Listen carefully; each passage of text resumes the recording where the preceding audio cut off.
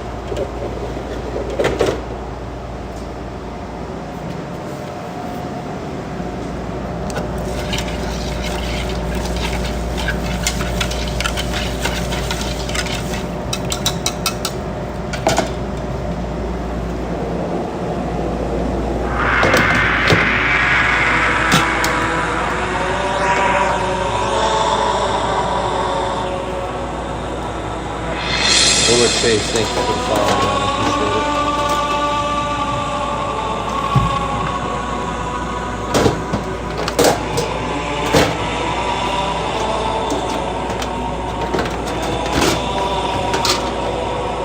It's my Monday and I'm exhausted.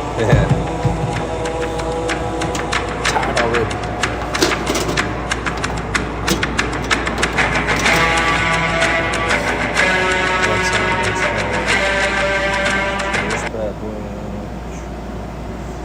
Oh no.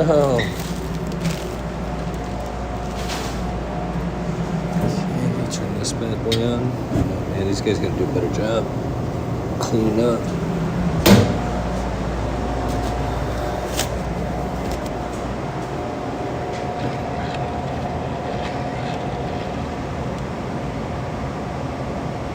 good. Very, very good.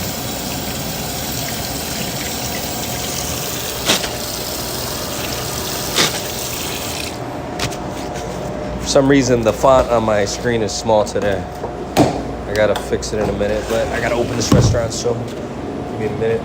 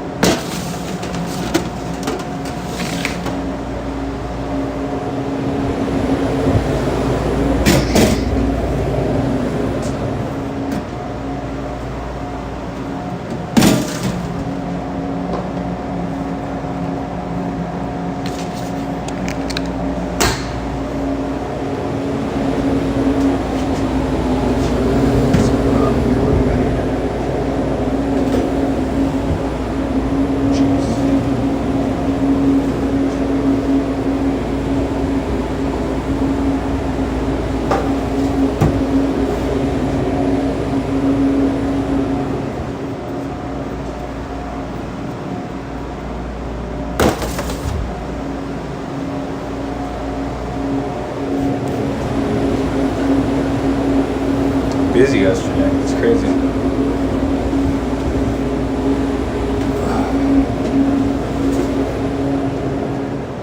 I have to make everything today.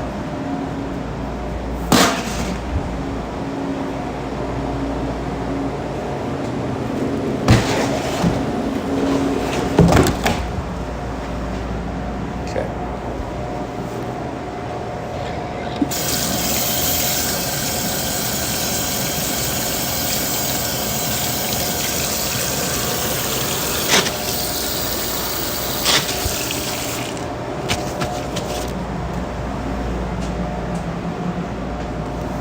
Let me gloves. Ugh.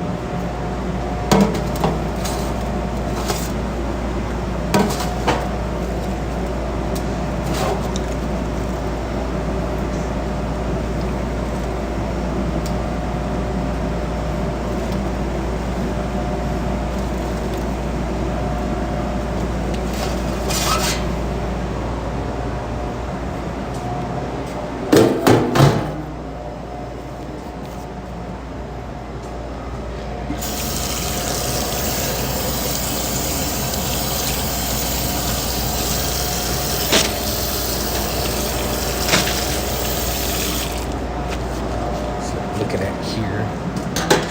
It's not too much.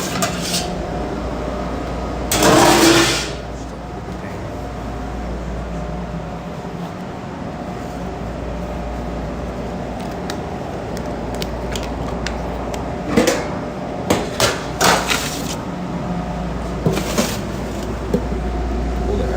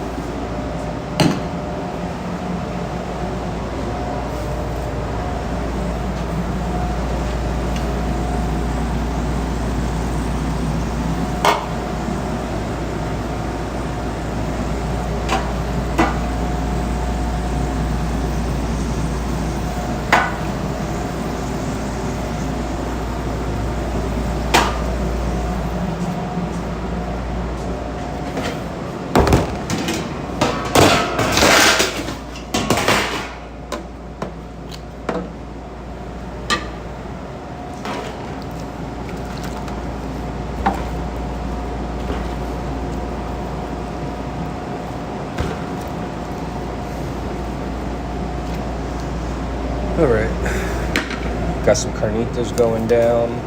Heating up the oil for some beans. Canola oil only. Doing a lot of things.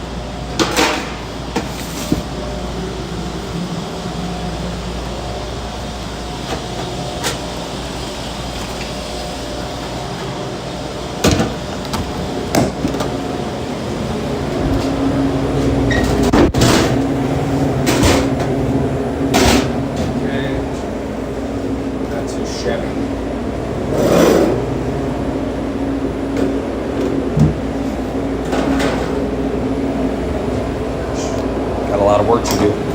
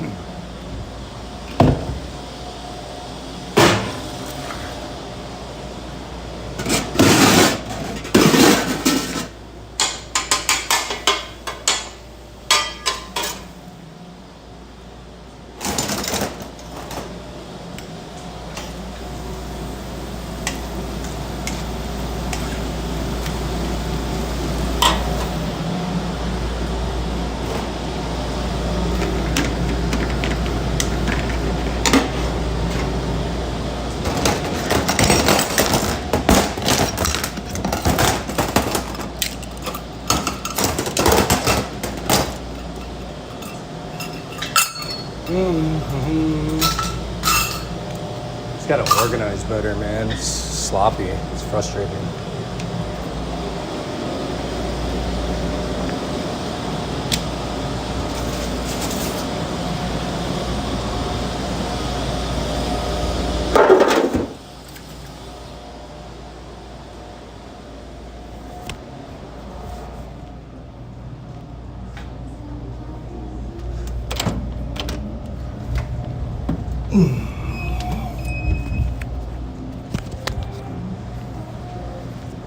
Alexa, turn it down one notch.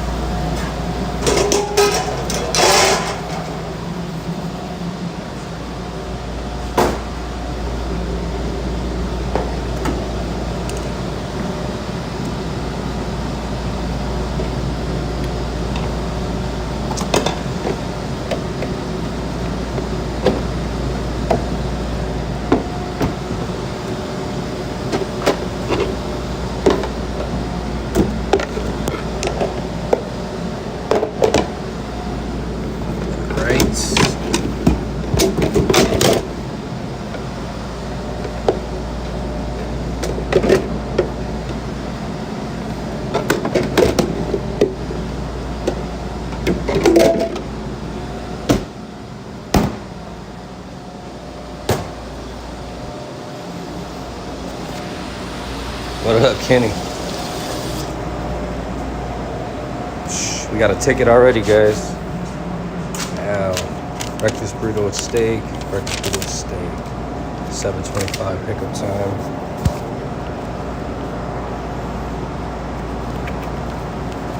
Trying to tighten this. There we go.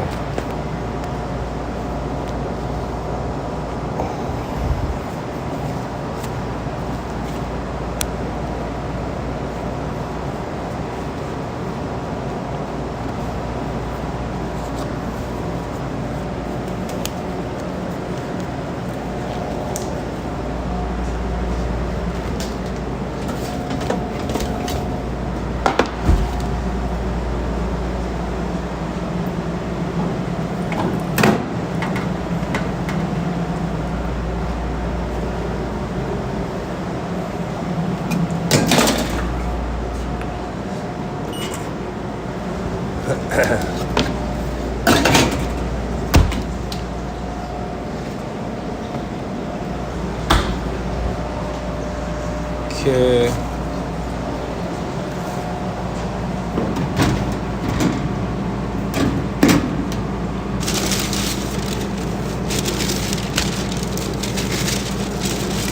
Pineapples. I thought we had a pineapple on there.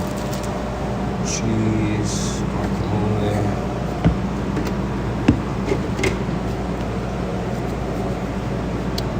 Where the labels at, dude?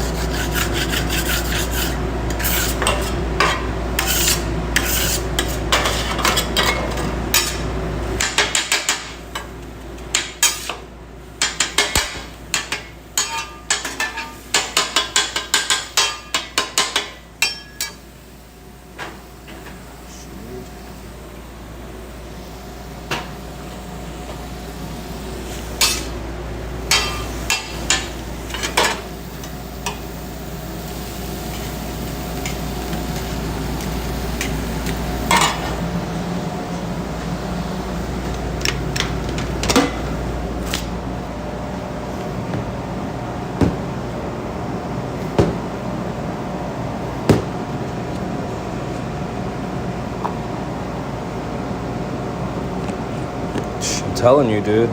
Well, I know what happens. They fall off because you're touching them and putting them back. But still, dude, you got to put the labels on them.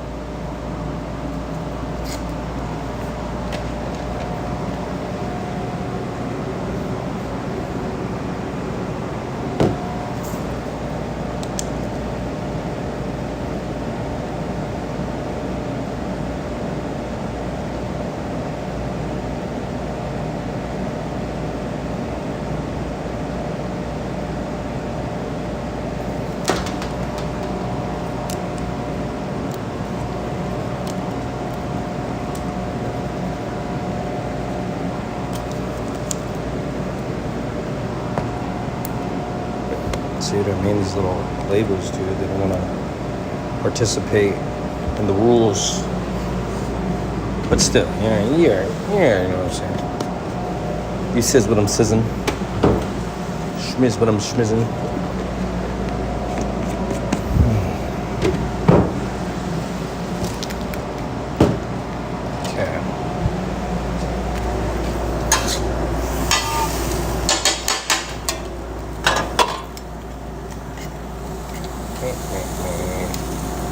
So the chicken thighs, we're just gonna keep flipping it over, eat like all the same, uniform, so that they just take their time to cook. We're not in a rush to cook them.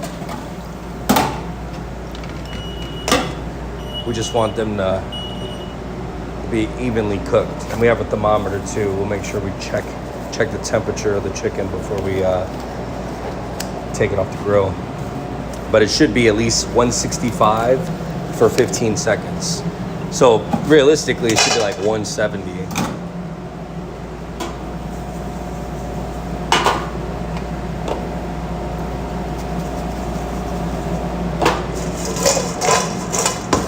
Just waiting for these, this rice and this beans to finish up.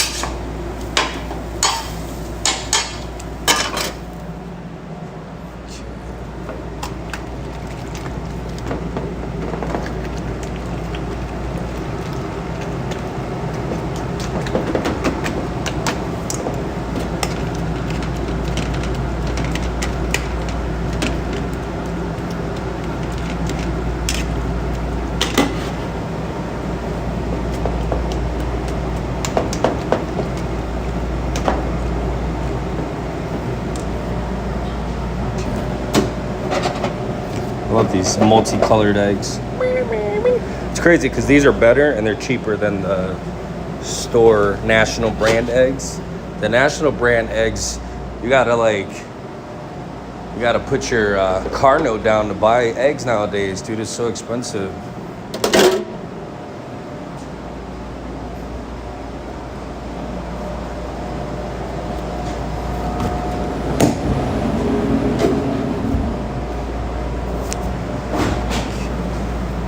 Is there mozzarella down here? Yes, there is.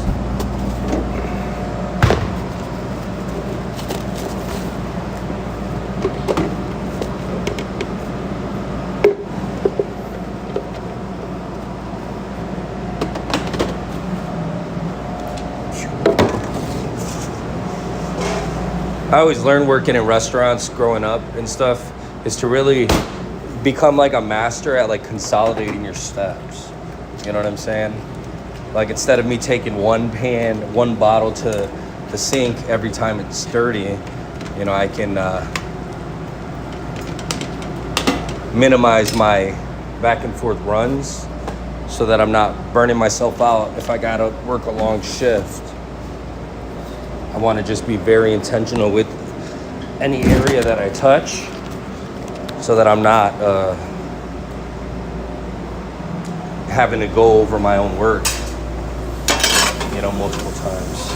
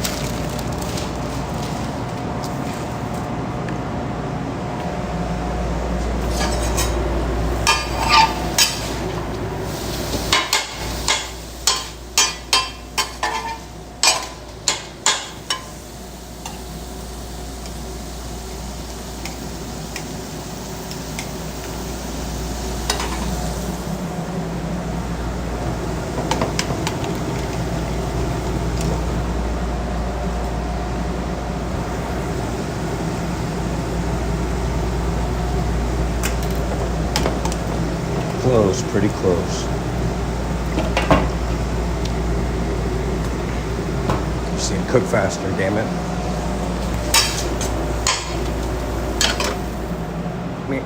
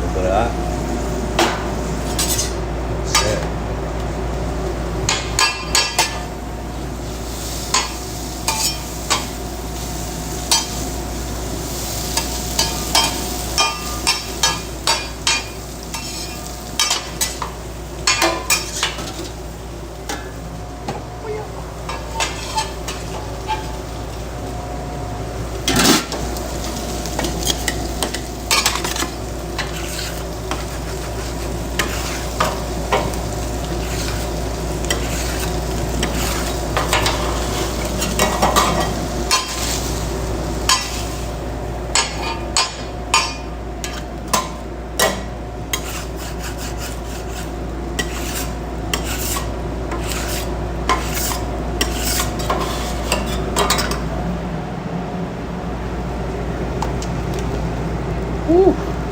That's close. 'Cause it's hot. Yeah, what up, Vince?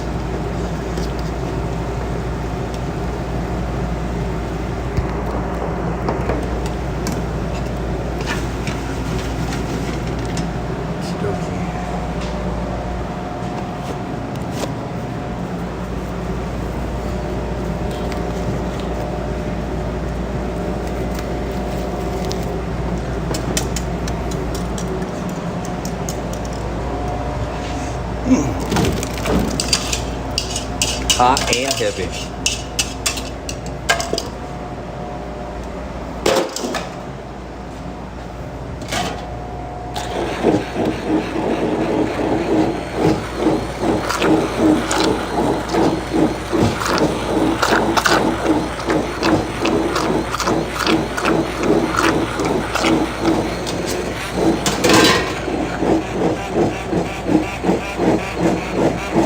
Can't pronounce your name. Thank you so much. I appreciate the subscription.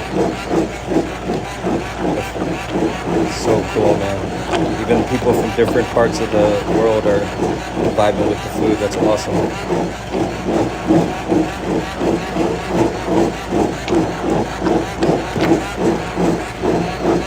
That's so crazy, right? Dang, I ain't never seen that before.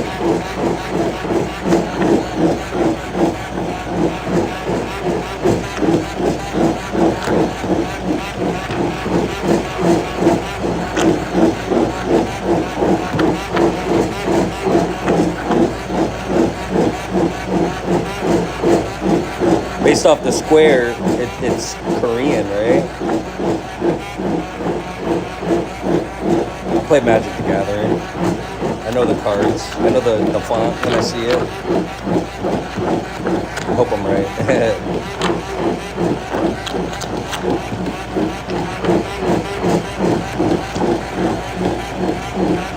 Vincent, can you help me with that one? Hey, Kenny, by the way, Vincent Raymond, that's my brother. He's in Cali right now.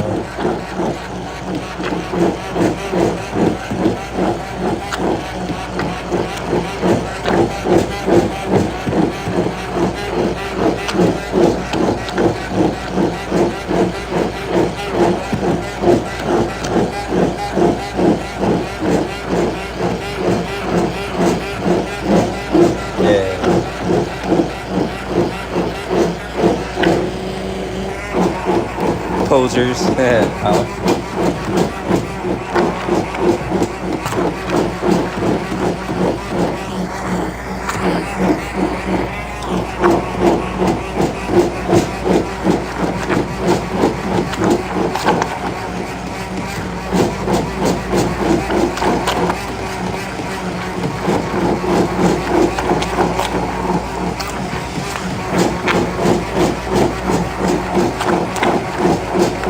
Something so simple like beans, right? Literally water, bean, salt, oil. Gets so much labor of love, it's crazy. You know, it's so basic, but you gotta do so much to it to make it, you know, elevated.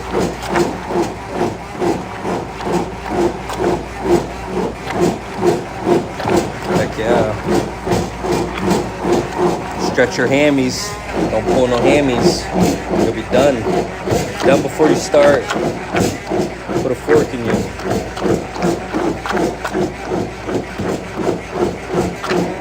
Okay. I think he's doing. Let me make sure this door's open. Yeah, it's open. And it's snowing outside. Where am I?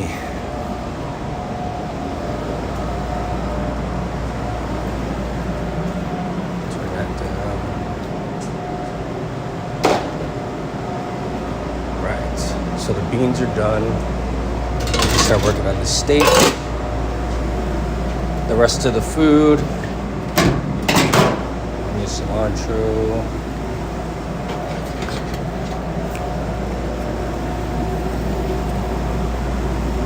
Salt, pepper, a little bit of oil, saute that, toss that together.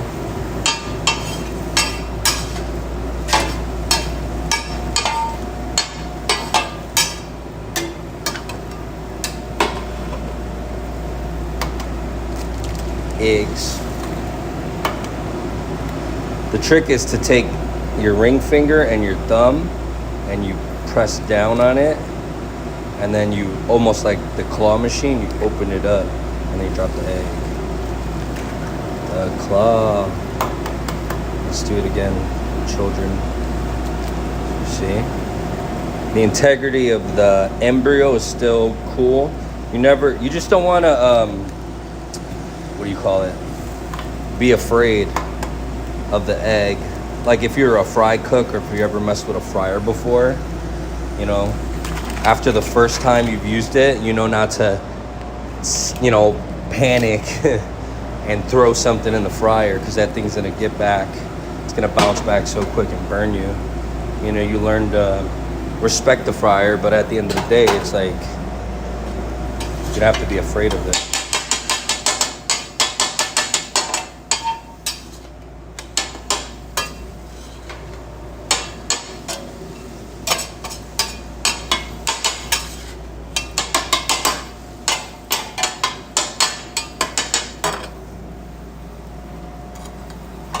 You just cook. Just keep doing your thing. And then this is chicken thigh meat. It literally, all it has is oil. And the oil that we use is canola oil. We don't use soybean oil for allergy reasons. But also, you know, canola oil is the most versatile oil, in my opinion. And it doesn't really take any kind of flavor. It keeps it separated versus like a peanut oil, you know, avocado oil, whatever other expensive oil you want to use. You don't really have to go crazy. Just keep it simple. Keep it clean, simple, and versatile enough so that you won't get anybody sick.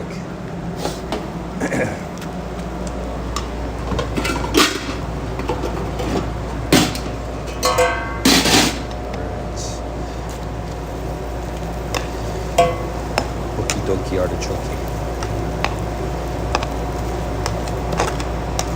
This is the good stuff right here.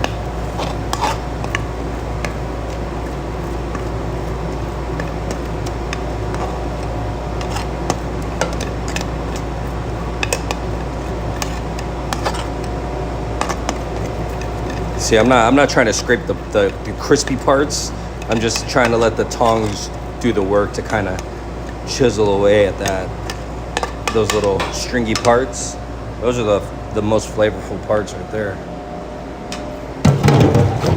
What's up with this thing?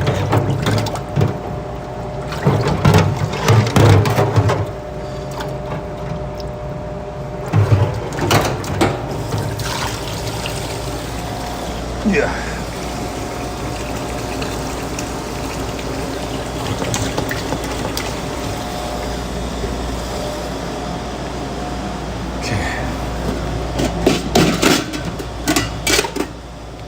rice is done. Let's go. Customer's still not here, so I don't want to jinx it, but maybe we can beat them. No!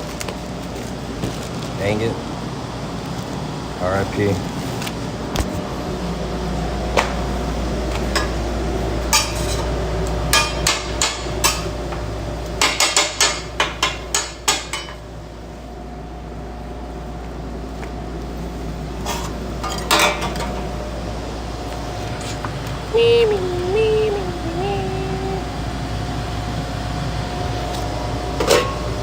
Looks good.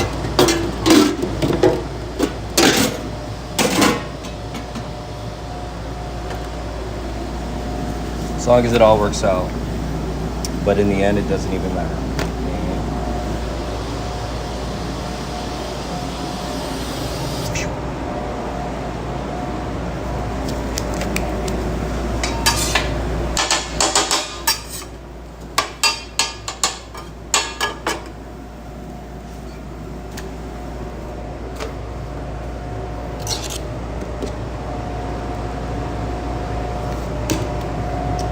Always when you get it from a new rice pot, always scrape from the side, and try to keep the rice intact. It keeps it nice and hot and fluffy.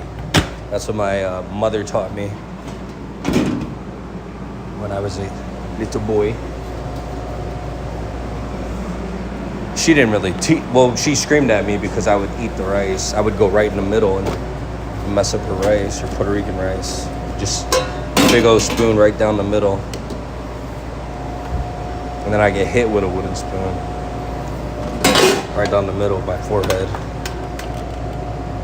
Yeah. And then I turned 2 years old. Imagine? Dang. It's messed up.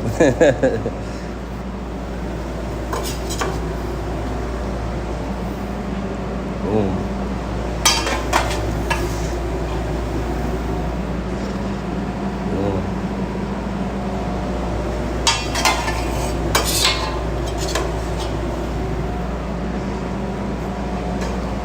All right, so one of them is regular, cool, ain't nothing wrong with that. And the other one, they want sour cream and avocado. Okay, pasta spoon is the avocado spoon. Remember that, don't forget it. Sheesh, right on time.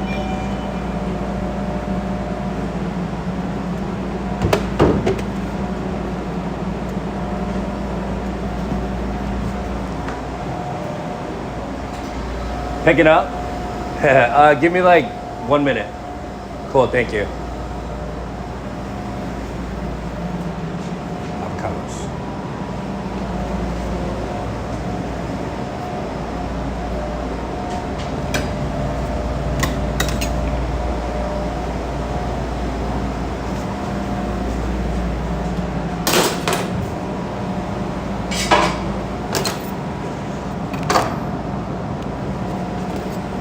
See, we got to take the stickers off and the buttons off before we put them on the line.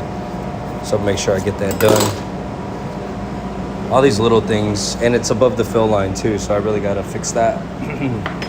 All these small things, you know, impact the food.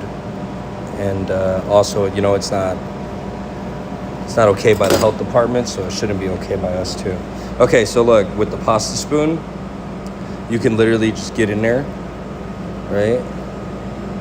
The spoon's pretty much as big as half of an avocado. Voila.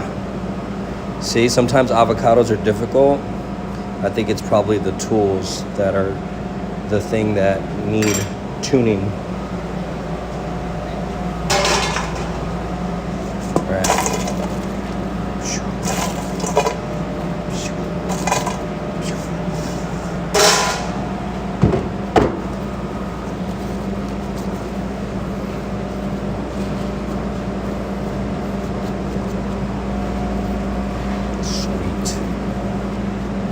And I'm gonna just throw these on.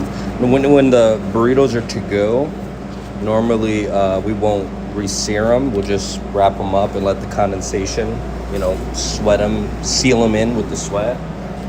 But I just want to heat. I want to make sure these are like nice and hot.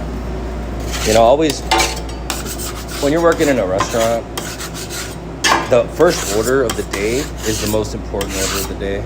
You know, it sets the tone, it sets the standard. And if you're gonna do all this work to get it going and then just kind of do a subpar half-ass job at the end, just why even do all the other stuff? Make sure it's legit, solid. Okay. There we go.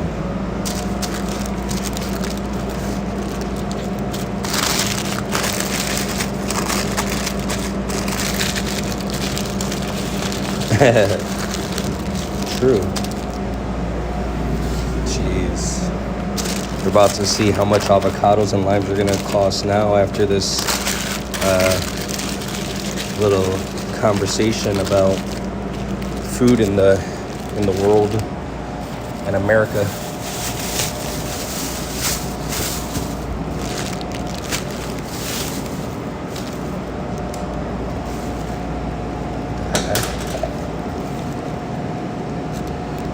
My gosh, everything's not working today.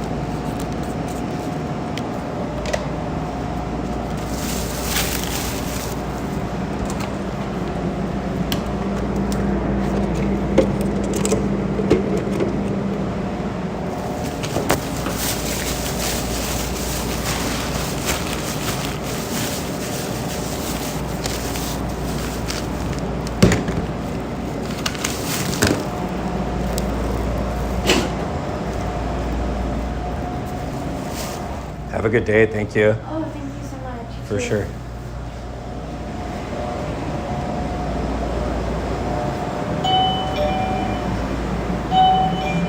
Let's get this kitchen in order. It's chaos.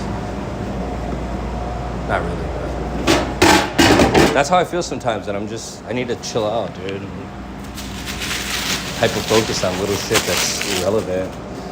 You know what I mean? That's why I feel like we just need to take a break sometimes and think about the journey, not why is this pencil not sharpened?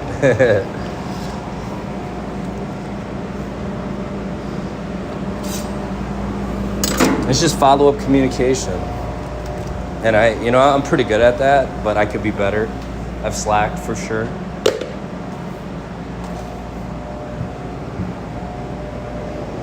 All got to be on the same wavelength. My team and I.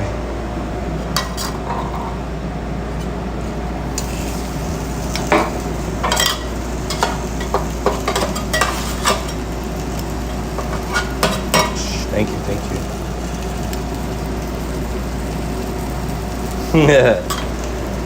Yeah, I'm wearing different shoes today because it's snowing outside, right?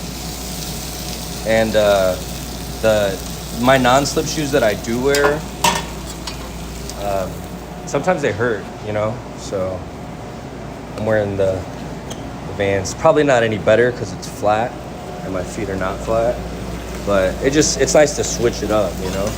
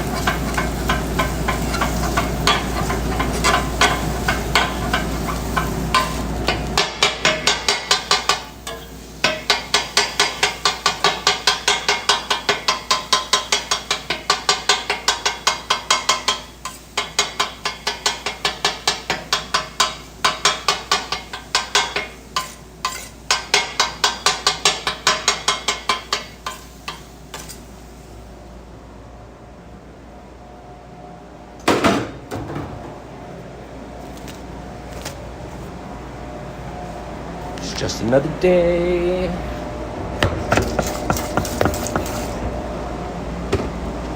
That's why I don't have that spray thing. Ah! This is not okay.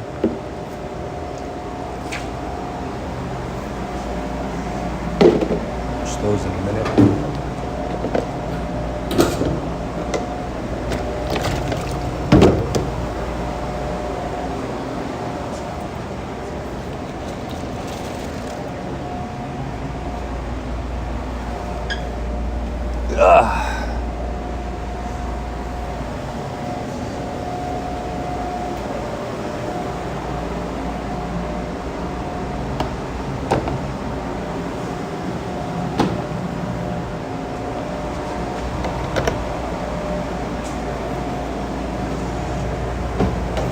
Okay.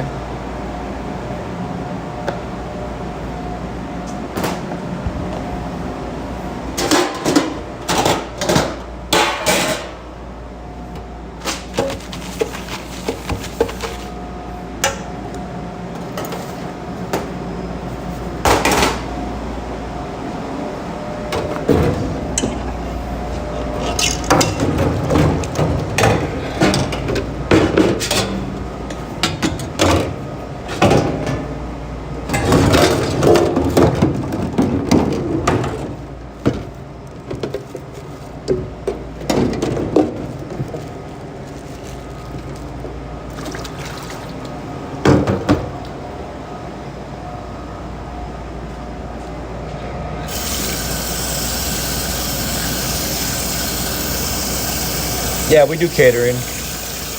We do taco bar. We used to like do the tacos all built ready to go. But when we started getting like 100-person catering orders, we couldn't keep up with the volume of the tacos. So now we just do a taco bar. And then we also offer like our sides, our appetizers as bigger portions. So it's pretty good. You know, we got a contract with Pierce College, which is a good, a really good college here. And then we also do a lot of construction companies, real estate companies, what else? Dentist office, We want to get more into catering this year, kind of, grow the business, really be intentional about that catering department.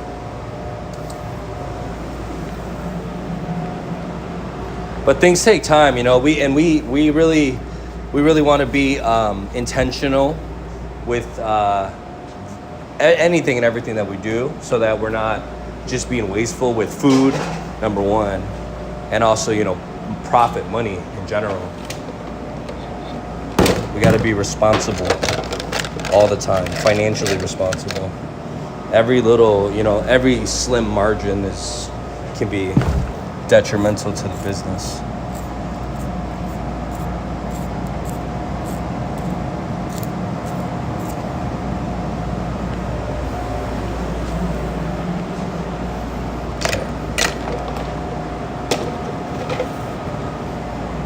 I'm gonna need that.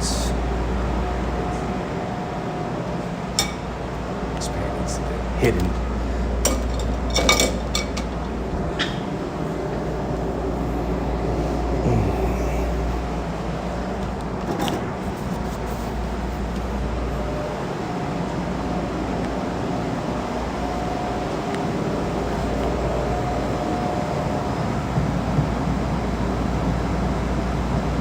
Second, guys, sorry.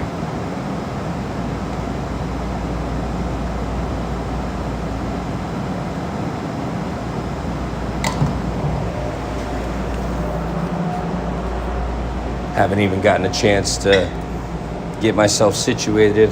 That's on me. But we here now.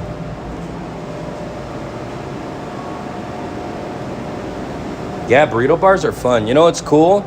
Look, let me tell you something, all right? We used to do only, before we opened our restaurant, we only did pop-ups. We did weddings, we did baby showers, and it's a lot of work, But if you have something where everybody can just do their own thing, your guests, your friends or whatever for your party, that takes so much work off your plate, and you're able to enjoy, you know, whatever's going on.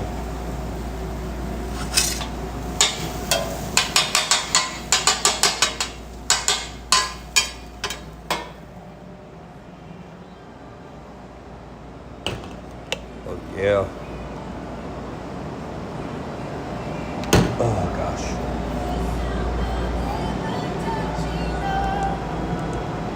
So not too bad, not too bad. We just finished our first month being open in the morning early. And I think we increased our sales roughly 13K, which is amazing. Such a blessing, you know? So this month we're gonna just try to increase that and really focus on really getting into the market of that early morning person. And then more than likely at the end of this month, we'll do the, we'll start opening late night on certain nights. Just anything and everything that's really gonna bring more flow of traffic. Not necessarily income, just more people to try our food. I think that's where we're at. I understand like marketing really helps. I like word of mouth. I like local communities, you know, people that really support the business. Those are the people that you want, not the people who are gonna, you know, we got a burrito video on our Instagram page, a short and a reel or whatever it's called on Instagram. And it got like 1.6 million views in like overnight. And we thought that was gonna we thought we hit the lottery. And you know, we were a little bit busy for like a couple of days, but just like trends and whatever, it comes and goes. You need legs, you need people that understand you know, the small local businesses are what are gonna keep the economy going, dude, because we're the ones that are giving jobs to the neighborhood kids, you know, taking care of the homeless people around us, like just really bringing up the community, not just take it. That's it.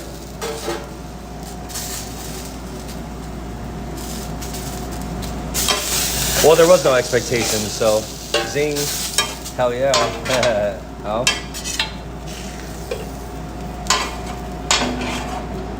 You know, it's just like, so I'll give you a little bit of insight into like, you know, my previous jobs. So there's a number you have to hit, period. At the end of the day, I mean, at the end of the week, at the end of the month, at the end of the quarter, at the end of the year, you know? And if you are hitting those numbers, you know, how much we give you a budget, how much are you gonna hit? Are you gonna hit your budget? Are you gonna beat your budget? Or are you gonna miss it? And it's always just that constant tug of war game, you know? You gotta just, if the restaurant's gonna get busier and there's gonna be more people coming in, then I need more food to give them. But the cost of food is going up, so, and I don't want to rob them, you know, because that's what a lot of restaurants do. They'll just keep increasing their prices by a ridiculous amount of money, where you know, you'll still get some people that'll come and come and try your food, but only for one time, because they're like, yeah, it's good, but it's expensive. Like, it's not that good, you know. They start comparing the food to the price, and we don't want to be those people. We want to be the people that have value and quality at a decent price. So we have to find unique ways to bring new customers in without spending any money on advertising, in order for us to try to get this food truck by the summer, spring to summer.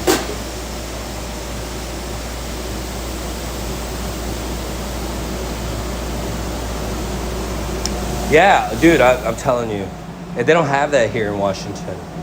And I don't want to start it yet because I don't want to be, look, here's what's going to happen. If we do like a late night open menu and we're open late night, then I'd have to hire security, you know? So until I'm able to afford those things and be, safe knowing that whoever my employees are here that are working are safe, then I'll be able to do it. But it's kind of there's a lot of crime in the world right now. There's a lot of lawlessness, and I would hate for someone to get injured in the restaurant over money or being drunk.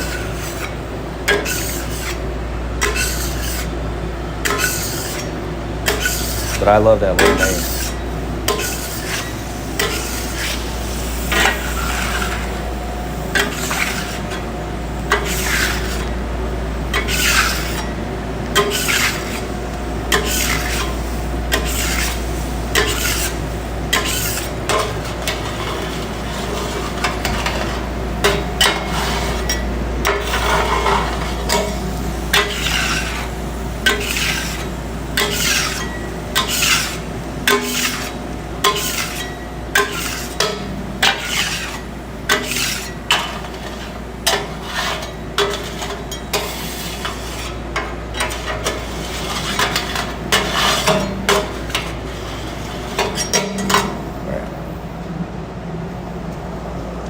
And I'm gonna write after I do this, I'm gonna write an order because we need product. I don't have any cheese sauce. I gotta make that right away. Pineapples, a couple things. I'm gonna make a small order that can get delivered real quick, and then I'll probably go out and get another order a little bit later. Mondays are kind of chaotic, but it's all good.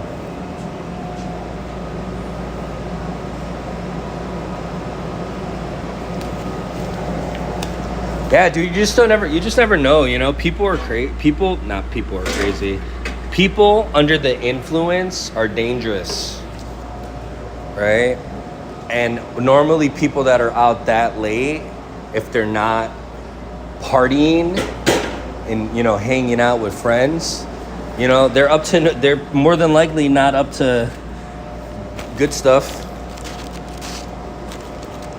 So you really have to, and I would never tell, if somebody tries to rob the restaurant, just let them take the money, dude. What is it, $100? We only keep $100 in the cash register anyways. Don't be a hero for money. Money, that's material shit.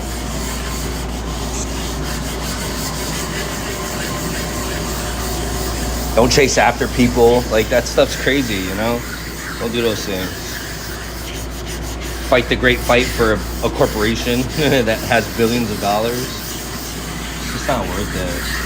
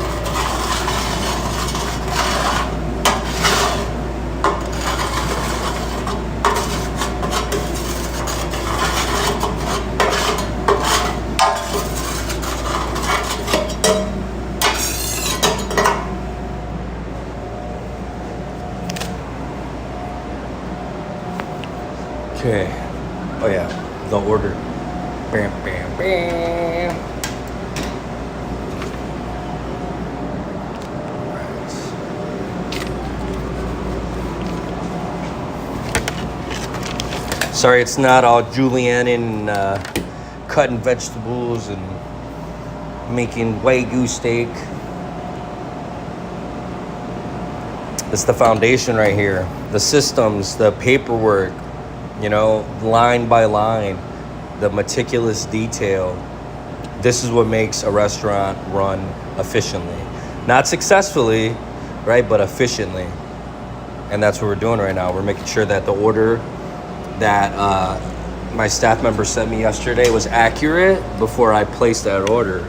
Because the one thing that I need to do better with is really adjusting the pars for the volume and also just validating the work, not assuming and then buying something that we didn't need and it just sits on the shelf. Okay, Mexican Coke, one of those. Squirt, we don't need orange. Diet Coke we need, squirt we need. Modelo we're good on. Space dust we need.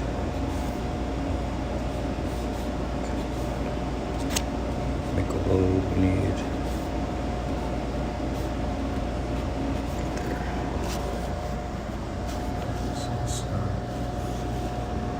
Got them all. Okay.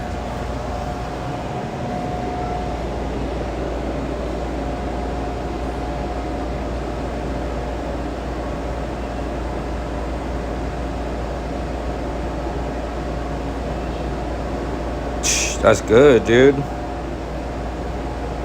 Put mouth on that. Yeah, dude. You know, people, yeah, I agree, dude. That's sick, though. Yeah, you know, we want to make our way to Seattle eventually.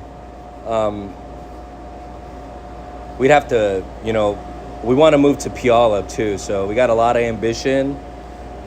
We just gotta figure it out. The restaurant's been so busy that we've really been only focusing on that, which is not a bad thing. Sometimes you kind of want to let your business do its thing, you know. But right now, I just feel like it's time for us to take a step back, really think about what we want to do moving forward, and then apply it. Because we can't just get caught up working the restaurant every day and just expecting things to change. You know, we're just gonna burn ourselves out and really not focus on the goals at hand.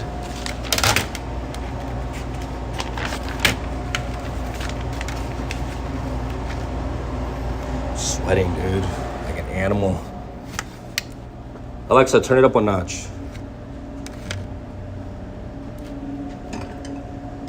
Guava, strawberry, blue raz, guava, strawberry, blue raz. Strawberry, so we need guava, raz.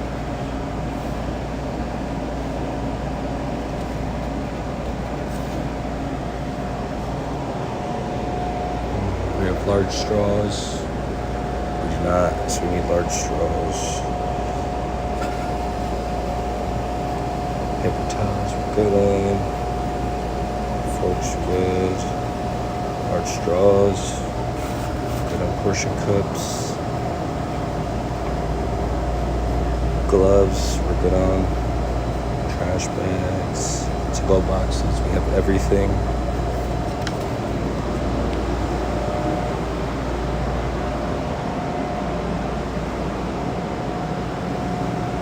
Edenville's cool, man. My buddy, he worked with me at Cheesecake. His name is Matt. I don't know if you know him. Matt Floor. Imagine that's you. He lives in Edenville. It's pretty.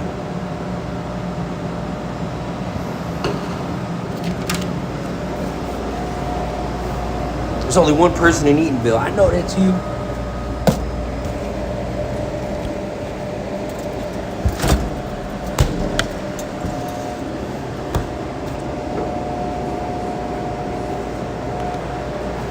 All right, so we need foil. Wax paper we're good on. get one.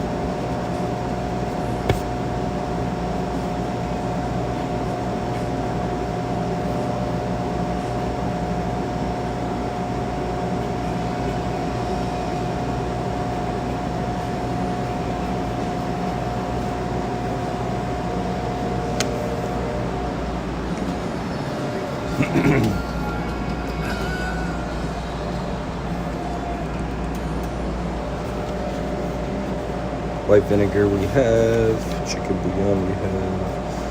We gotta delete that. Kitchen bouquet we have.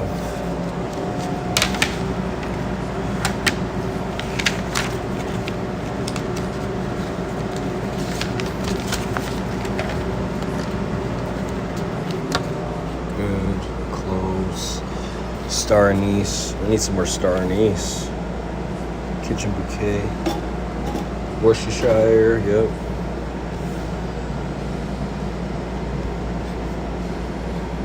Paprika we're good on. Bay leaves.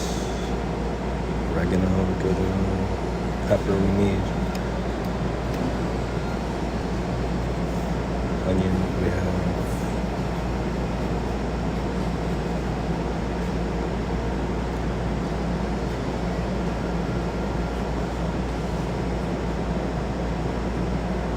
Make it 6 times. Chill day, we're good on. Vanilla extract, we need 1. I talk to myself a lot, I'm sorry. Or else I'll go crazy just bottling up all this information.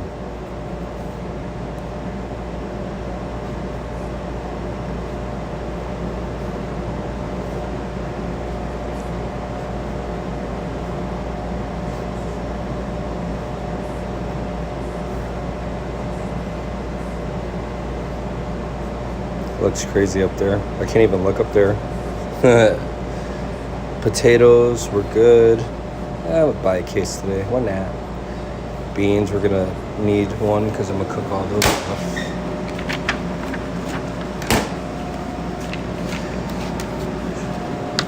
Rice.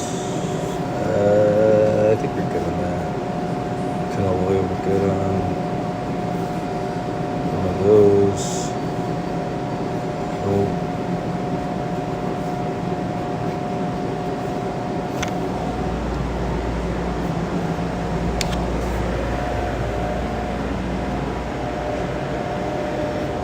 I feel like that's Washington now after the pandemic, dude.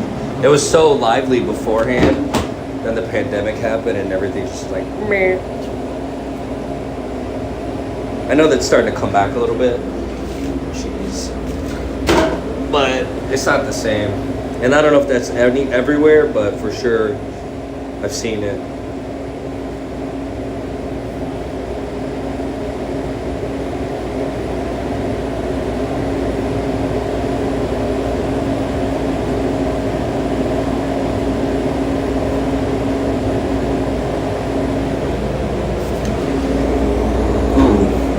It's a very little amount of mayo. You want to blow your guys' mind? Check this out. In the Midwest, this is Hellman's. What the heck is Best Foods? I could never understand that in my brain.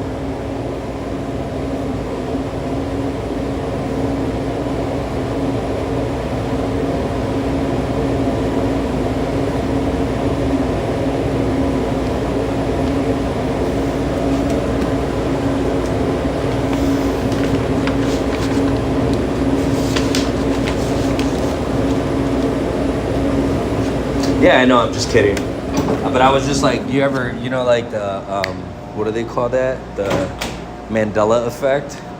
I was like, dude, I'm telling you these.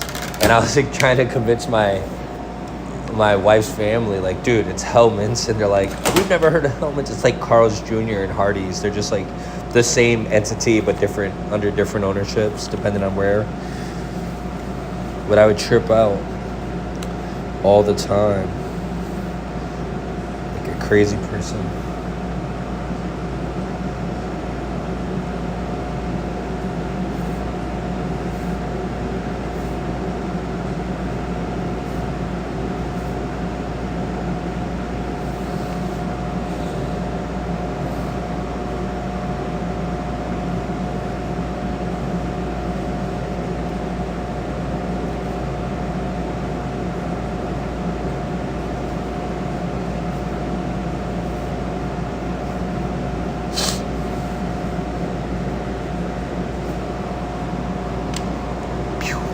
Done.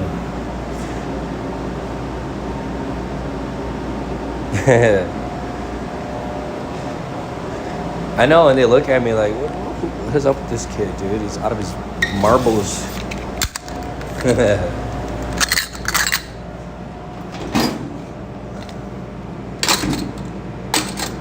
Sheesh. Okay. What time is it? Ocho.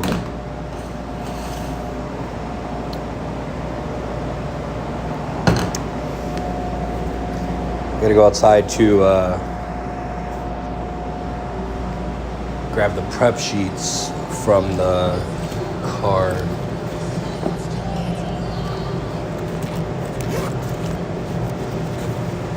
But I did get a charging, this bad boy.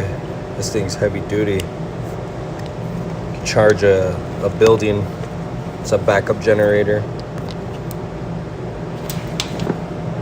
So I'll be hanging out for a little bit longer.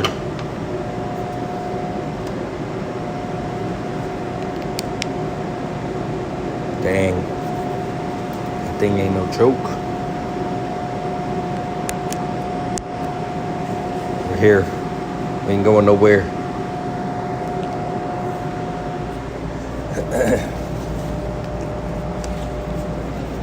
I think it's cool that it's snowing in February.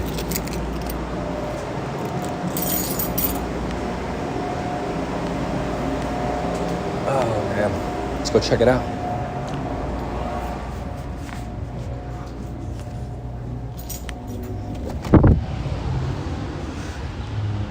Where am I, in Wisconsin again? Mandela effect. I'm probably just sleeping, dude. I haven't even woken up yet. Everything's sideways, like tripping out, man.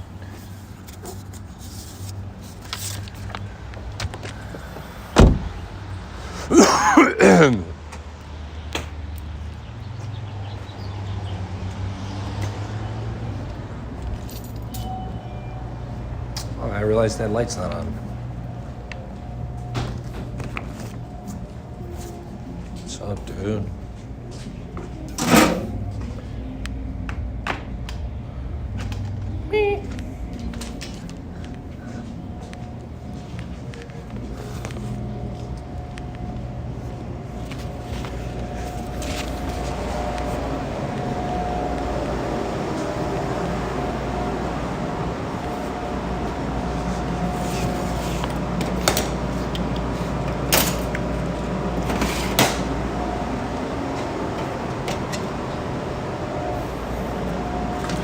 So this goes to show me that we're really following through with the prep list, which is awesome. Things that we have finished, we highlight, and it looks like everything's been hit. And even if they haven't, they follow up the next day. The one thing you don't want to happen is for, let's say on Monday, you have to cut potatoes, but you didn't do it on Monday, and then you barely got by on Tuesday. Now on Wednesday, we need them to open to sell. They're not going to be soaked properly, right? And that's one item. You know, we got 25 or 30 items on this prep list. It starts to compound really fast, and we're doing a really good job keeping up with that. That's the staff for sure.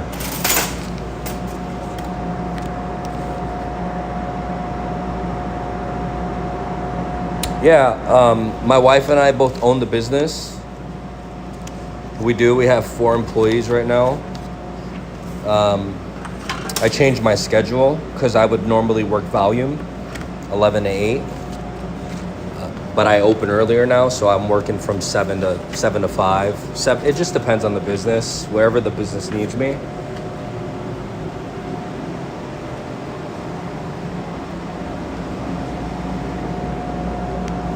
And then we just, I just know my maximum capacity. I know what I can handle, and when things kind of get out of control or start to feel that way, the biggest thing is really like knowing like when you need to ask for help. You know what I'm saying? You can never be too prideful. I don't care who you are. You can never be too prideful. And that's really what separates a lot of really good managers, owners, chefs, whatever title you want to call yourself, from just like a normal everyday manager who is just collecting a paycheck, you know? My neighbor did the floors. He's sick, dude. I'll show you a little bit of his work. And he free-handed that in one shot. He touches it up every 3 or 4 months. But yeah, he did this on the soda machine, right? And then he carved that with a knife, which is cool because this is I think some type of fiberglass or something. I don't know exactly, but he's gonna do that one too, and then the other one in the back, and then we'll put the lights in there. But this is tight. Look at it.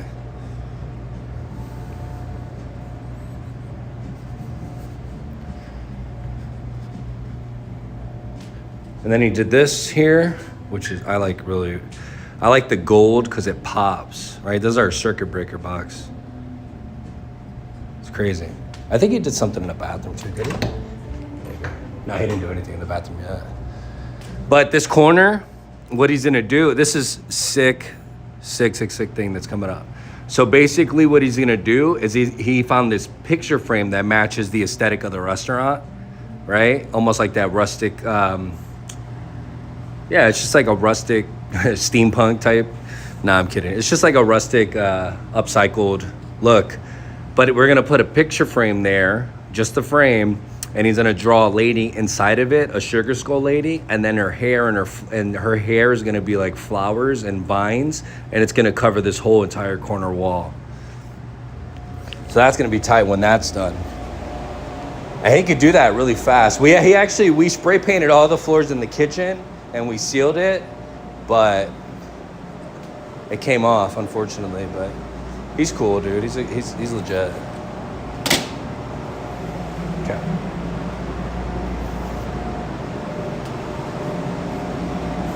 All right, let's write this list real quick. I guess I got to do onions today. Dang it. All right, so no onions. Cilantro, I'll make a 6-pan. I have 2 of those. I think I'm good on that. Potatoes, I'll cook all those off. I make cheese sauce today. I'm good on one way.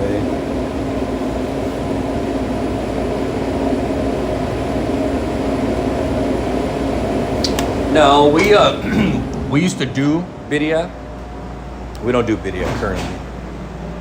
But when we do again, we're gonna have it as a special. Because I like birria a lot. I don't like how greasy it is and messy it is. I want to make a cleaner version of it. And the last time we made birria, we did it with beef short ribs. Dude, fire. But beef short ribs are expensive. So the goal is to make our own butcher shop here and cut our own meats. Then it'll be a lot more affordable to roll out all that other cool meats. Because we do,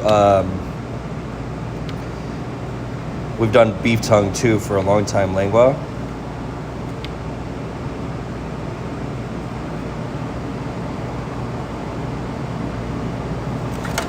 Yeah, I'm gonna bring beef tongue back, lengua, this week. It's just sometimes it's affordable and sometimes it's not, and I can't charge somebody $6, $7. Nah, well you could, but I'm saying I just can't charge somebody a lot of money for a taco because the protein is expensive. I have to take a hit on that, so I'd much rather not even put myself in that position and wait till it's affordable and just give them a fair price for it. Because beef tongue's normally like $12 a pound, but sometimes I can get it for like 7 or 8, and even sometimes 5. So anywhere between $5 to $8, I'll buy it, but it hasn't been that way in a while.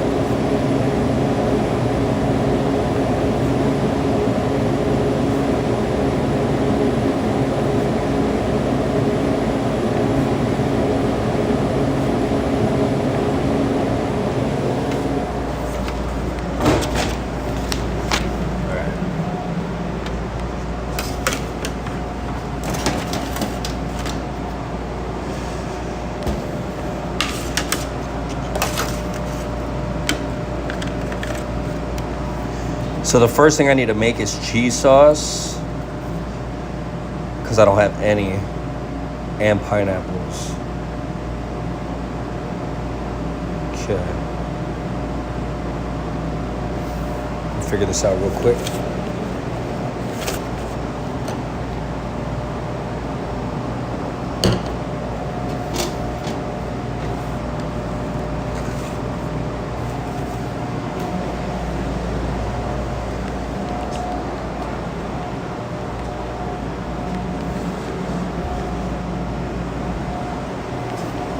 Wash this real quick.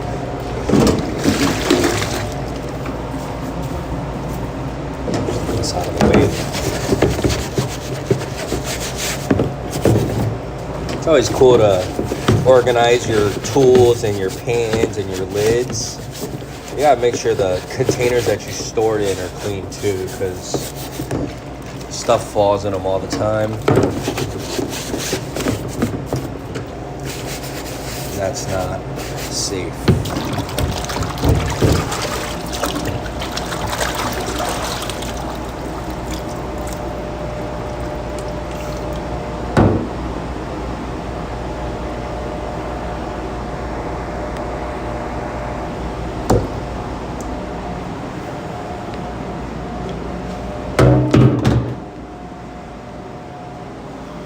Okay.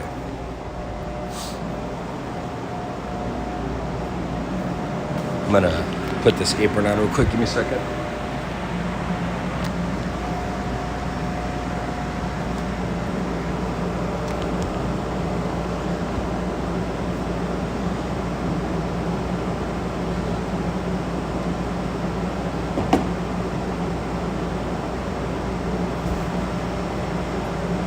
Yeah, all the burritos, our standard burritos come with rice, beans, onions, cilantro, salsa, and then your choice of protein.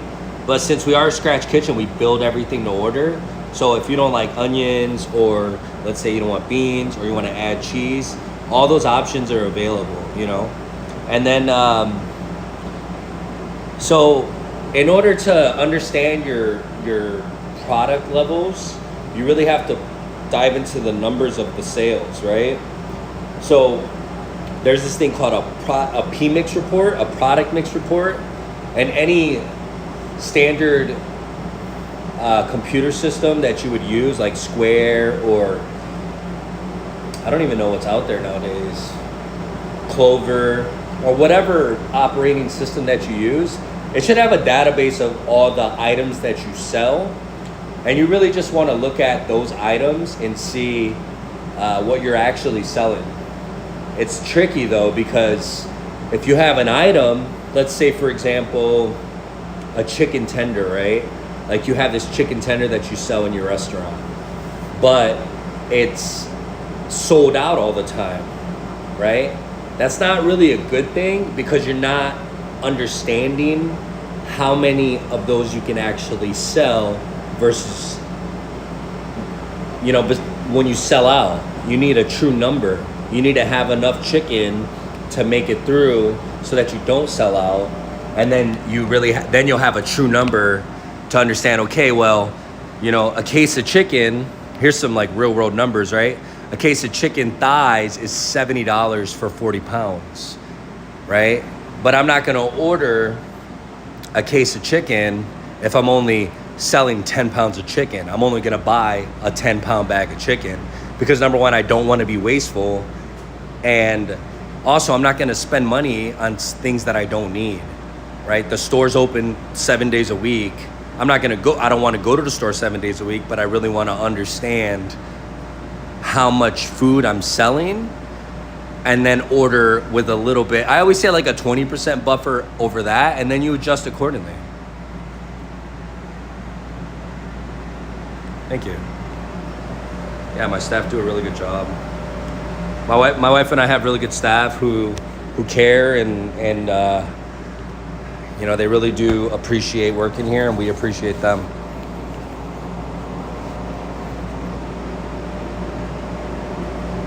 So, you know, I don't know if that answers your question at all, but it's really a game of every single item that you would sell. You just really want to understand if it's selling or not. And sometimes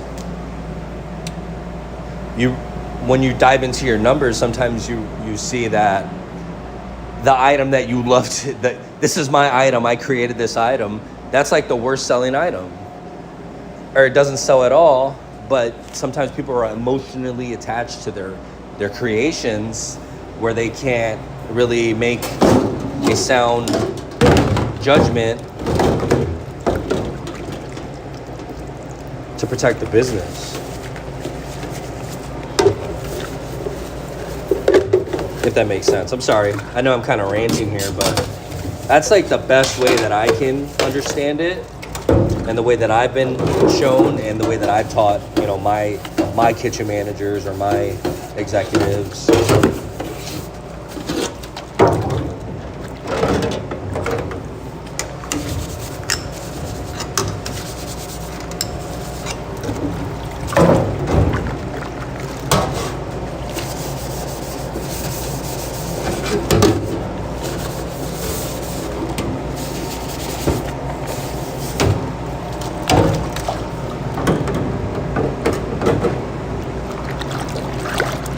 Are any of you two, Green or Rosalind, do you two work in the service industry at all?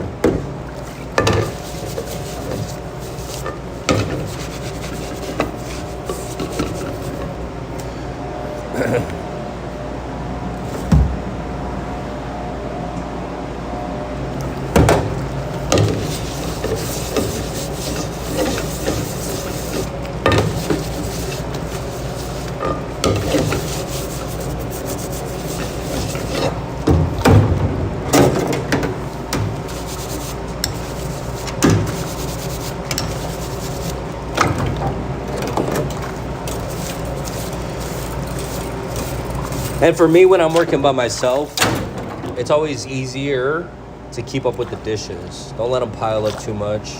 You know, if there's any downtime, just knock it out.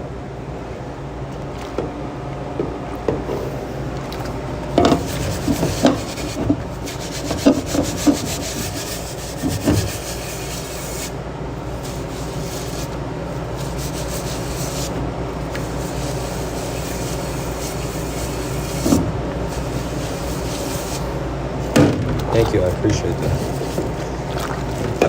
I've been doing this for a long time. I just started, doing the POV on YouTube this year. I don't know why it says my account was made years ago, but I legit just made that YouTube account January 1st of this year. But I've been cooking for 20 years more. I've been an executive for a lot of years, So this is fun. This is nice. It's a family-owned business. My wife and I own it. My son works here. My staff members. We just have a good vibe. We have a good thing going. We respect the food. We respect everything.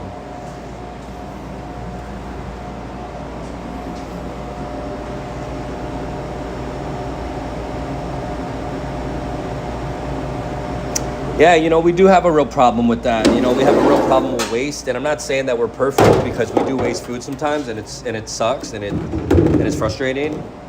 But I'm more frustrated. I'm the most frustrated with myself, because I should be paying more attention. You know what I'm saying? We could do more with the food.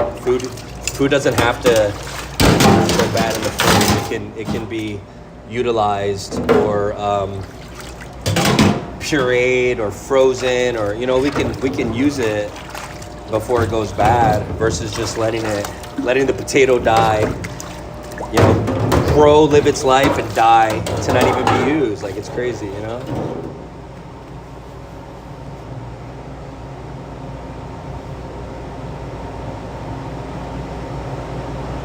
Nice. Well, tacos. I don't know. My wife and I don't really eat Mexican food except for our food. There's a Mexican restaurant we'll go to, but honestly, my wife and I, we eat a lot of food. We eat most of when we're eating at home, it's all Trader Joe's food, organic. We do a lot of the meals from Trader Joe's. Not the meals, but the ingredients. We just make our own meals. But we like poke a lot L&L is fire, dude. I love L&L.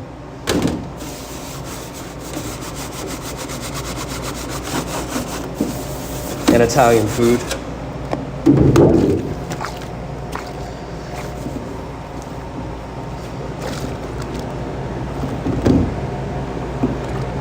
Do you travel with the trucking company, or you're like stationed, or you're like grounded working for the trucking company?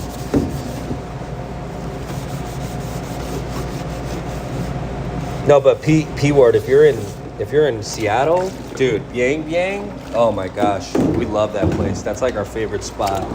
That place is crazy.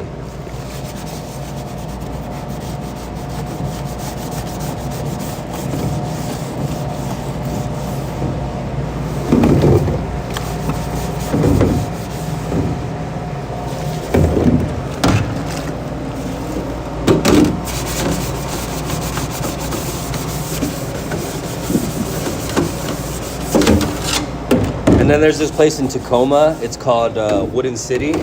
That place is fire. That's more upscale, you know?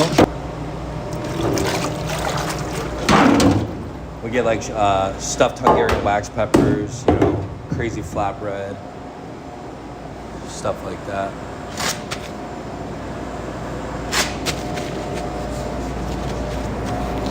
Give me 1 second, guys and girls.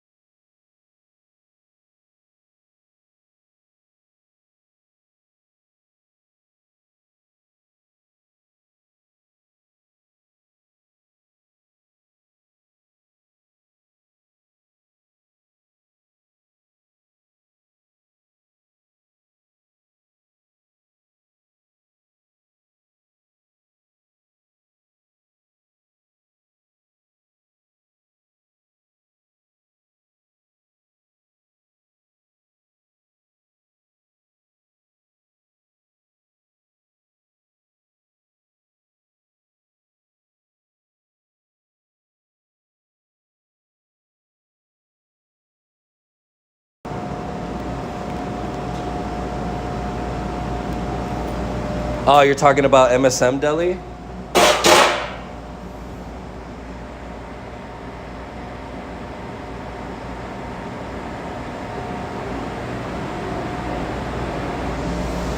Yeah, MSM Deli is legit, dude. I love that place. I don't really go there that much, but I crave it often. Is that funny? I'm like, man, I want MSM Deli, but it's far. They actually just opened that Burger Soul, like right down the block from there too, a brick and mortar. They're a really good burger spot. It's like Korean burgers. They're good. I like them.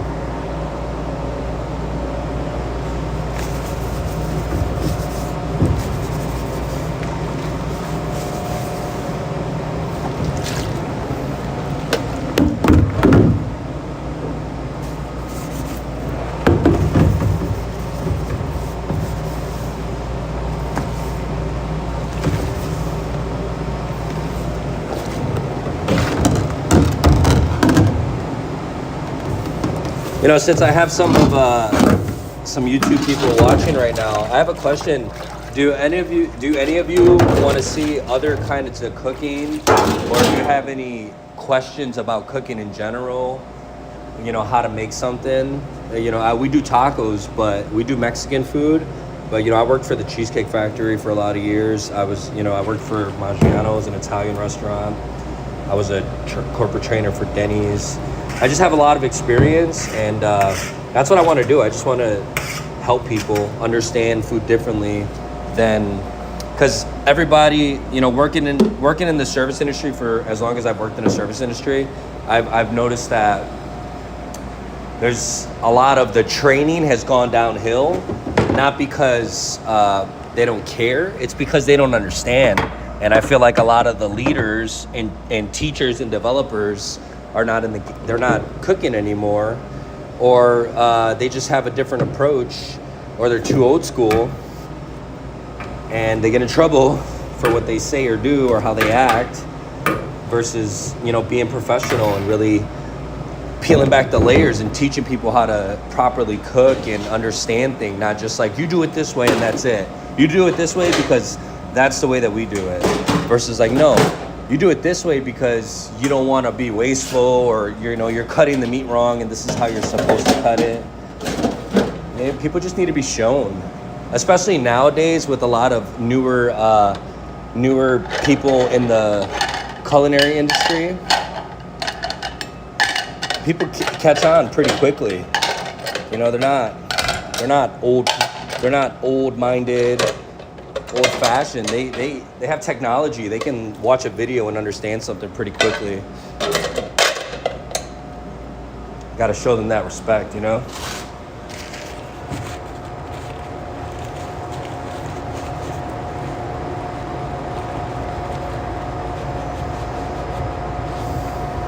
Yeah, the food truck seems like the play nowadays. The only advice I'd give for that is just see which one makes more sense, the food truck or a brick and mortar. Because if you have a food truck, you still have to find a commissary kitchen, unless you have one of those crazy food trucks where you can prep start to finish in there. But we don't really pay attention to those things sometimes, and those are the big money pits. And then you're at the mercy of the owner of the place that you store your food at. Copycat recipes? Yeah, just post some, dude. Post some recipes or whatever it's called, and I'll recreate it my way. 100%.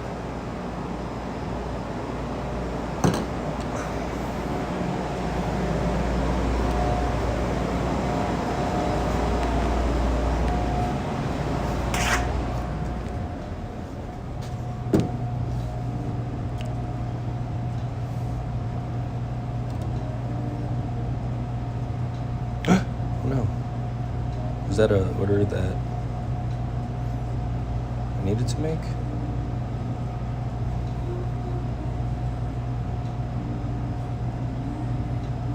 Oh, yesterday. Okay.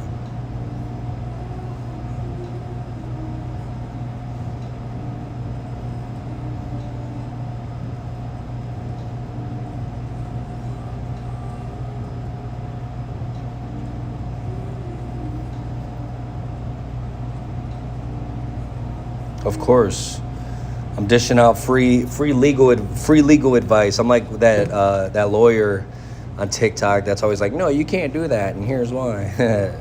It's the free advice.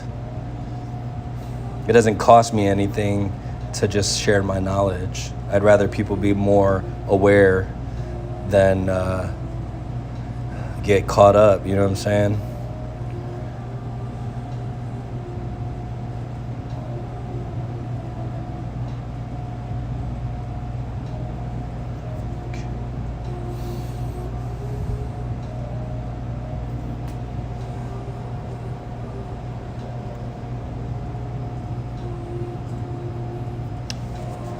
Well, yeah, all the tacos are healthy. The soy risot's healthy too. The guacamole. Just because something is fried sometimes doesn't mean it's bad. But obviously the burritos are, they're heavy. The flour tortilla itself has, I think, 60 grams of carbs. It's crazy. But a corn tortilla, 3 of them is 12 grams of carbs. So it's always better to do the tacos, right? But the protein we use, it's clean. It's not, there's no fillers. I think that's the great thing about working from scratch, is really being able to. But we did do a salad before. We did a beet salad, and I thought it was really good. We'll probably get back to that more in the springtime. We also did aguachile, which is very healthy. It's just shrimp and lime and vegetables.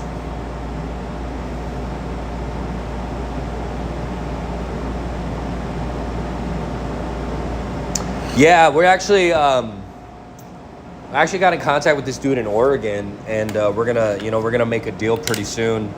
Once our money makes sense, we're not gonna just see things take a lot of planning, and sometimes I just want to pull the trigger and just get it going, but my ambitions sometimes get the best of me, and it costs money.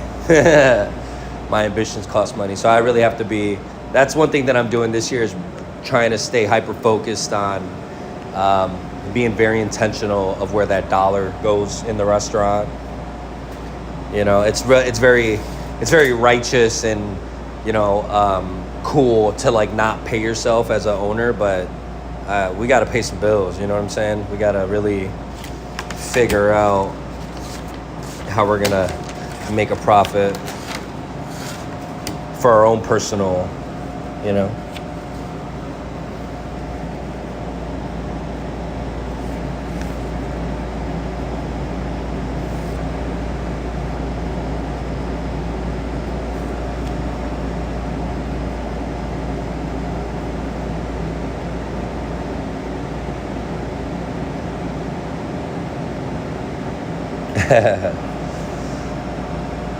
That's cool.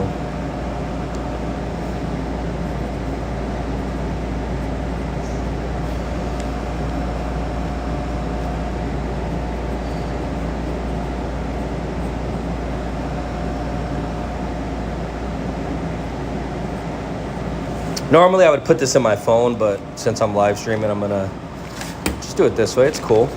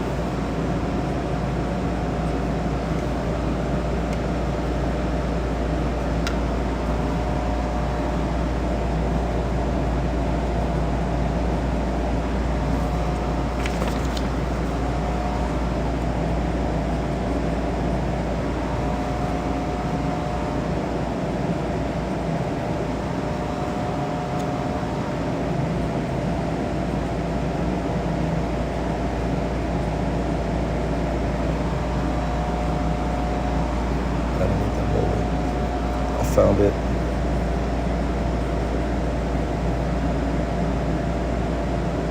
Juice.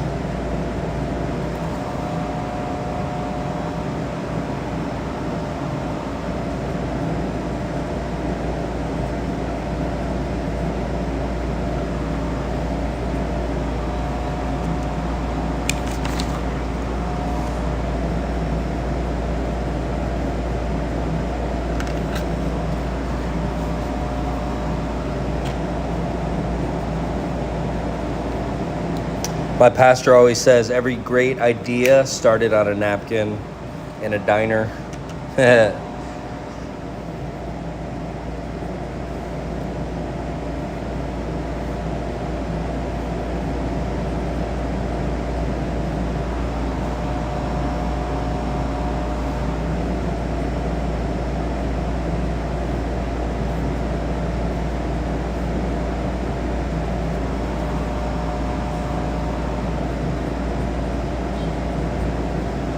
Normally there would be music blaring right now, probably some post-hardcore music. I've already listened to worship music this morning. I've got my fill in that.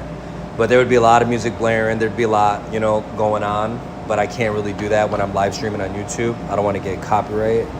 So it's normally not as quiet. we're not filming Silent Library in here, right?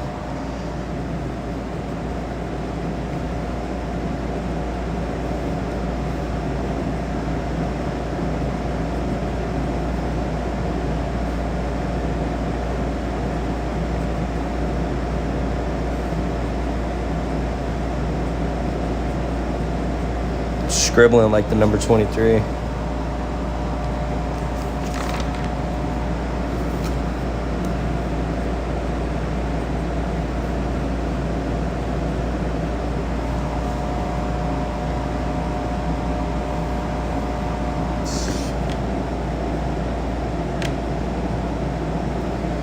All right.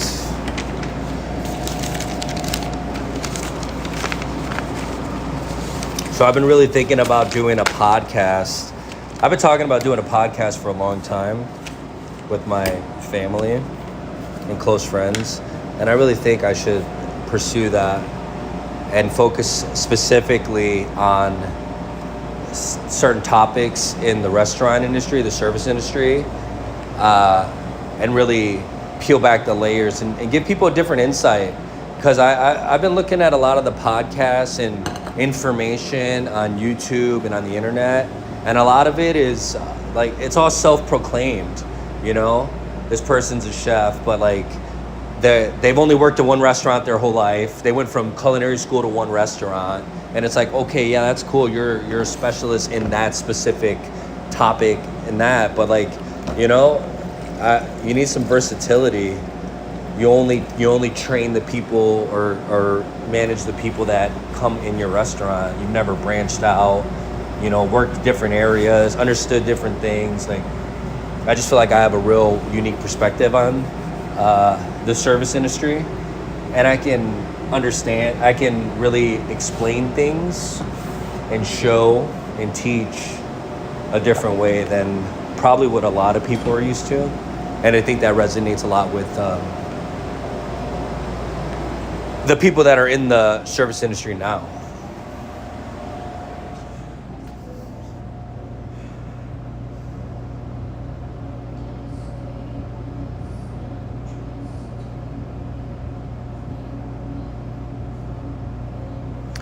The advice I would give to somebody, sorry, the font on this is really small right now. If you're in this, or let's see, what advice would you give someone who wants to start in the service industry?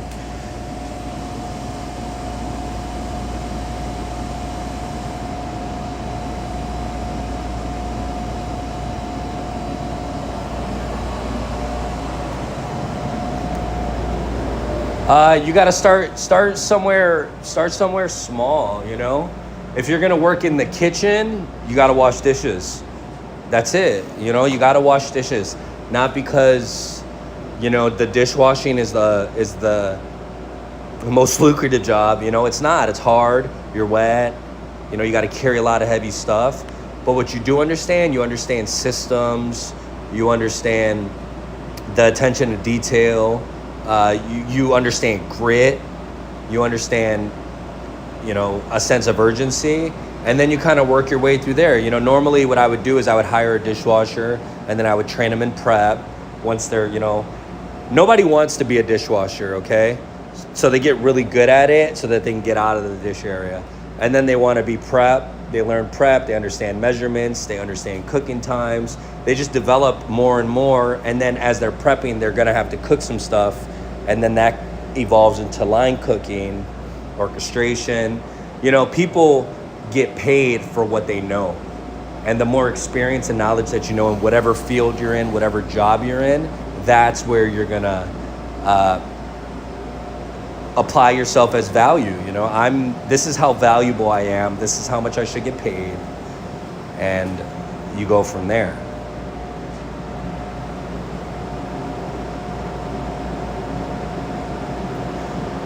So we opened our restaurant August 7th, 2021. I was still running the Cheesecake Factory, and we had essentially thought of the idea, and we were playing with the idea for a while, but then my wife and I really started putting it into motion probably in probably April of 2021 when we started selling tacos out of our backyard and on Facebook Marketplace. And then that, you know, segued into us getting the restaurant during the pandemic, cleaning it, like fixing everything. You know, that was the good thing, is that I was still working at the Cheesecake Factory, so I had a lot of staff members. And I was like, hey, if you guys want to make some extra cash, like, yo, come help me in my restaurant, like clean, do whatever. I'll pay you cash. And it just all worked out, man, you know? So I would say it took about 6 months of proper planning.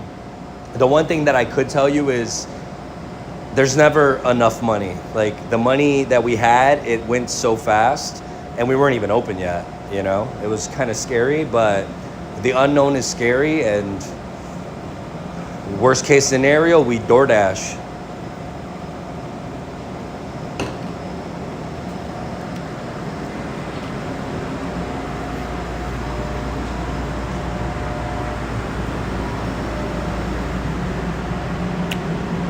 Yeah, it's normally just me working in the morning, but, you know, my wife works here a couple days a week. A lot of my other staff members work, you know, other days. It just all works. It balances itself out in the end.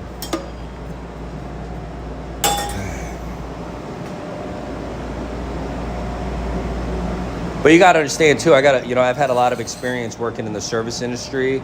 I understand the systems, the procedures. I knew what to prepare for when the health department came, and that's a big thing. You know, if the health department comes and you're not ready, it could set you back 30 days to 45 days.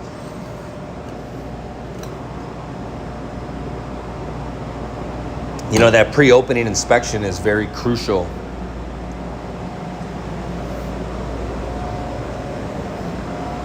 And there's no shortcutting when it comes to equipment. All the equipment needs to be commercial grade. You can't get the rice cooker from the local Asian market. You can't get the toaster from Kmart. Like, everything has to be commercial grade. We don't even have, number one, we don't have any microwaves here. There was a microwave here when I got this restaurant, and that was the first thing I threw away, was that microwave. We don't have any microwaves at all. We don't have heat lamps. We need to get heat lamps, but we try to run the food hot and fast right away. You know, we also have these to-go boxes that are the standard for Washington. They're heavy duty, plus they hold heat really well. So we have techniques that we use when we're bagging up food so that we can keep the food hot longer, because the delivery drivers, the Door Dashers, the Uber Eats and the Grubhub drivers, sometimes they'll manhandle the food and it won't be as hot or good as it should be, right?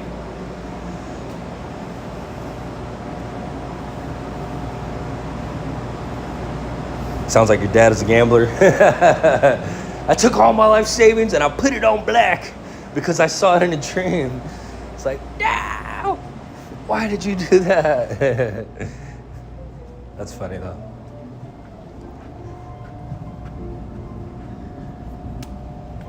You gotta, the thing was, you gotta understand, right? So I worked for Cheesecake for a long time, and they helped us. You know, they paid for my house, they paid for my car. Like, they did a lot.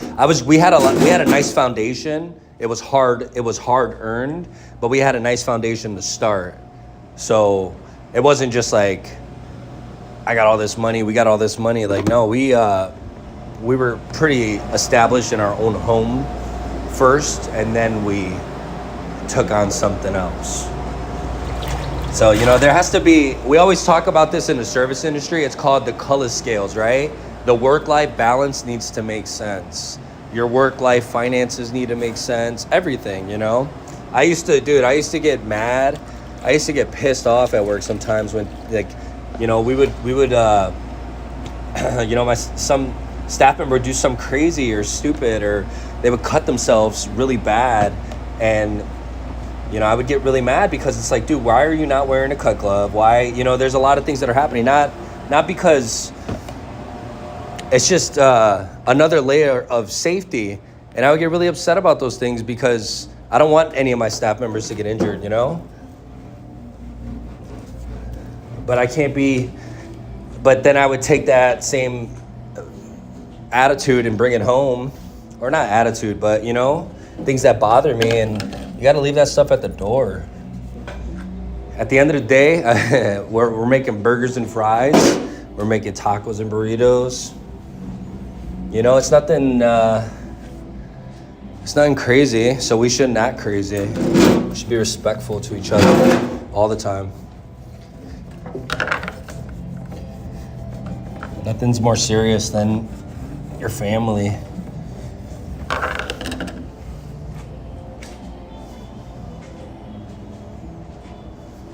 Yeah, I'm telling you.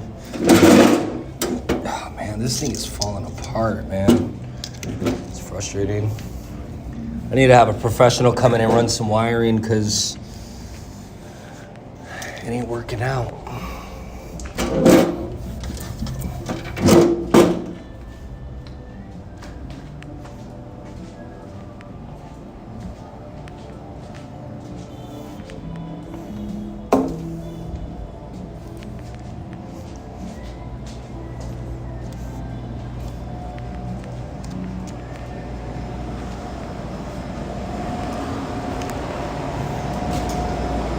See what time it is.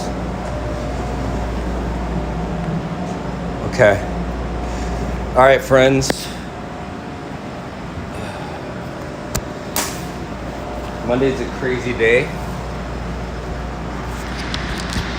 I have to go take my car in and pick up an order real quick before we get going again for the rest of the day. I'm gonna charge my phone up. Thank you all for watching. I appreciate all the questions, all the support, everything. It's awesome just to see people gather to talk about things that I'm so passionate about, food. And you know, we're really just learning and developing on all levels, both everywhere. You know, I'm learning new things every time I talk to somebody, new suggestions, new ways of cooking food.